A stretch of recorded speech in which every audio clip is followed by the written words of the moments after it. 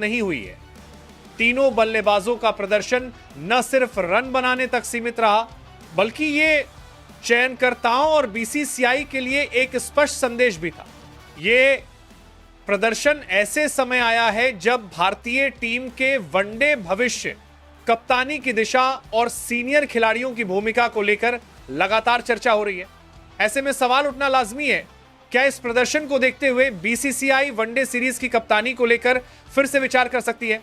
Vijay Hazare trophy Bharat का प्रमुख घरेलू 50 ओवर का टूर्नामेंट है।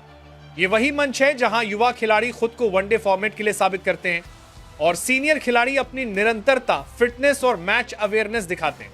बीते कुछ वर्षों में यह धारणा बन गई थी कि सीनियर इंटरनेशनल खिलाड़ी घरेलू वनडे क्रिकेट से दूरी बना रहे हैं, लेकिन जब विराट कोहली, रोहित शर्मा और ईशान किशन जैसे नाम इस टूर्नामेंट में उतरते हैं और शतक जड़ते हैं, तो इसका मतलब सिर्फ आंकड़े नहीं होता, यह एक रणनीतिक संकेत होता है। विराट कोहली का विजय हजारे ट्रॉफी में लगाया गया शतक तकनीकी रूप से बेहद संतुलित था। यह पारी न तो जल्दबाजी में खेली गई और न ही जरूरत से ज्यादा आक्रामक। कोहली ने वही किया जिसके लिए वे जाने जाते हैं, गेंद को आखिरी समय तक देखना, गैप ढूंढना और स्ट्राइक रोटेट करना। उनकी इस पारी में कुछ बातें खास रहीं। नई गेंद के खिलाफ धैर्य, स्पिन के खिलाफ फुटवर्क, मिडिल ओवर्स में रन गति बनाए रखना, बिना जोखिम के बाउंड्री निकालना। यह शतक दिखाता है कि कोहली अब भी वनडे फॉर्मेट को सबसे बेहतर तरीके से समझते हैं। घरेलू मंच पर इस तरह का प्रदर्शन यह साबित करता है कि वो सिर्फ नाम के लिए नहीं, बल्कि टीम की जरूरत के हिसाब से खेलने आए हैं। रोहित शर्मा का शतक उनकी क्रिकेटिंग समझ का बेहतरीन उदाहरण था। यह पारी पुराने रोहित शर्मा की याद दिलाती है। धीमी शुरुआत, पारी को समय देना और फिर सही समय पर गियर बदलना। रोहित की बल्लेबाजी में दिखा, पावर प्ले में संयम, स्पिन के खिलाफ सटीक स्वीप और कट, लंबे शॉट्स से पहले सेट होना, विकेट की स्थिति के अनुसार खेलने की समझ। यह शतक इसलिए भी अहम है क्योंकि रोहित पहले ही अंतरराष्ट्रीय स्तर पर वनडे कप्तानी कर चुके हैं। घरेलू टूर्नामेंट में इस तरह की पारी चयनकर्ताओं को यह याद दिलाने के लिए काफी है कि अनुभव अभी भी उतना ही मूल्यवान है। ईशान किशन का शतक इस पूरी कहानी का सबसे अलग पहलू है। जहां विराट और रोहित अनुभव और स्थिरता का प्रतीक हैं, वहीं ईशान किशन आधुनिक वनडे क्रिकेट की झलक देते हैं।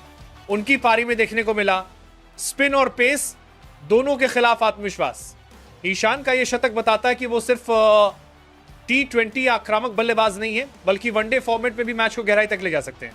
जब एक ही टूर्नामेंट में 3 अलग अलग पीढ़ियों के बल्लेबाज शतक लगाते हैं, तो यह सिर्फ संयोग नहीं होता, यह भारतीय वनडे क्रिकेट की गहराई को दर्शाता है।